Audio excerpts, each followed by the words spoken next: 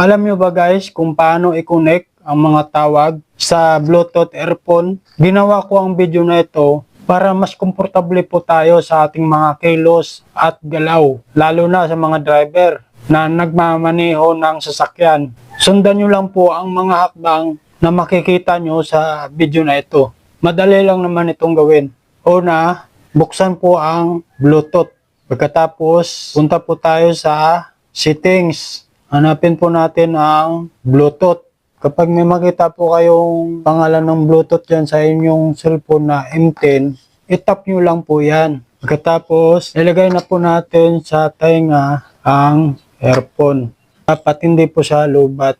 Pagkatapos, may makita po kayong phone call po dyan at saka phone audio. Itap nyo lang po yan para mag-on po siya.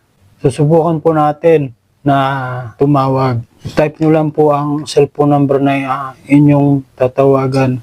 Kahit hindi po nakabukas ang Bluetooth ng inyong tatawagan, okay lang po yan. Itap lang po ang phone na kulay green. Hello? Hello? Hello? Hello? Hello?